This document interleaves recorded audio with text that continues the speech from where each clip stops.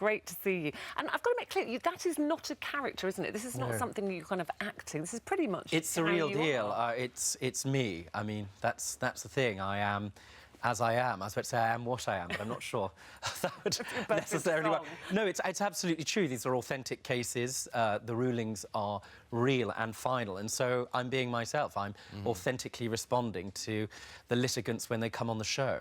Could you see yourself being elevated to the role of a judge in real life? A High Court judge, as in a my lord. I think it might be interesting for the show. I mean, at the moment I sit as Is it going to happen, I sit as an arbitrator, so I think it would be interesting for the people to come on and have to call me my lord. Don't you think? One day, who knows? I think that might be a good idea. Of course, they wear red ermine rather than just a black robe, which I wear in my court. But it's not something you really aspire to, then, in your career? Possibly. There are different kinds of judges, so High Court judges, and the court that I sit in is effectively like a small claims court. Yes. So it's pretty much the same as what I do now. Yeah. Robert, the book, which is what you're doing now, and branching out Rinder's rules, how to make the law... Isn't it exciting? Well, it is exciting, I tell you, because what you do, of course, is that you make the law accessible. When people watch you, however tabloid it may be there, it gives people an insight into the workings of legalities. Well, I think that's right. I think one of the big problems is that people make the law far too complicated. Usually that's lawyers, and they've got a reason for that. Do you know what I mean? You know, and that's exactly so. And everybody, I mean, I was listening before about somebody trying, you've got on today, who's on the internet looking for bargains. And very often, every time he purchases something, he'll press yes to the terms and conditions. When you look at those terms and conditions, they're totally indecipherable.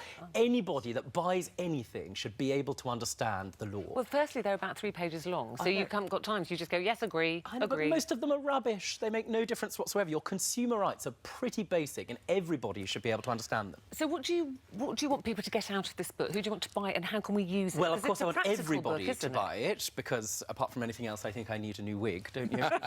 But also, I think anybody that can read that, well, for want of a better way of describing it, isn't a moron, which is the vast majority of people, not everybody.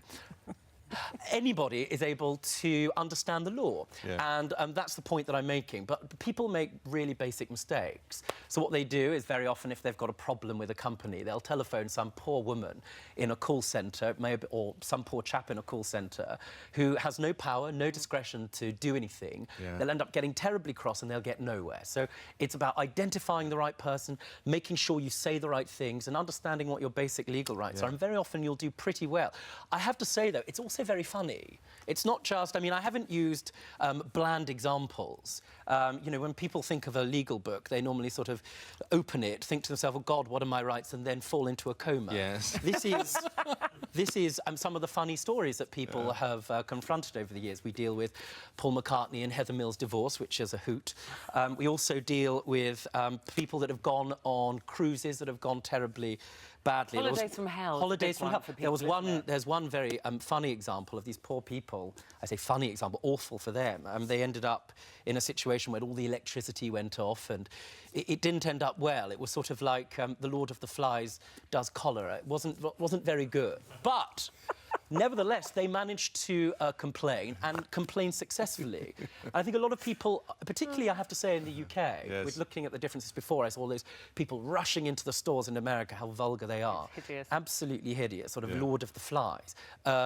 But in this country, I think people are reticent to complain, by and large, or they feel that they shouldn't, or they don't feel sufficiently empowered. No, you should see the duty log for this programme. Doesn't seem to stop. What are they? Well, hang on. What are they complaining about? Usually me, really? As it turns out. Where did you get your legal ambitions from? Because I just thought it's very interesting that you're filming Judge Rinder at the TV studios in Manchester, which in my day were famous for recording a show called Crown Court. I love Crown Court. I just about remember it. And in fact, what was happening is when I was doing a very big case abroad, I was part of a team prosecuting a case abroad. I started trying to write, some spare time, Crown Court, and bring it back largely for my out-of-work actor friends. And this is how this happened. I tried to persuade this television station to buy it. They thought it was so marvellous that they didn't. They sort of gave it their undivided indifference. And then the extraordinary woman in charge of, I think, this show and others, Helen Warner, asked whether I would do this. So that's what I did. Yeah. And the rest is history, and long the rest may it continue. is history. Well, I do think people should shop this afternoon. I'm concerned about this. Don't go shopping. Not until after 3 o'clock, Not until after 3 o'clock. You should be at home learning your legal rights and watching a very interesting case that's on this afternoon. Very good, very good. We'll Judge, be there. we have to, what do you do? Recess court now, do we? Is that what Well, you happens? could bang a gavel, but Yes, if you wanted, you could just tell people to learn their rights and have an entertaining time reading the book. Right, There you OK. go. Perfect Christmas present. Done. OK. Court dismissed. Thank you very much indeed. Judge, lovely talking Lovely to you. to see you Lovely, both. lovely. Thank you. Wish we had long.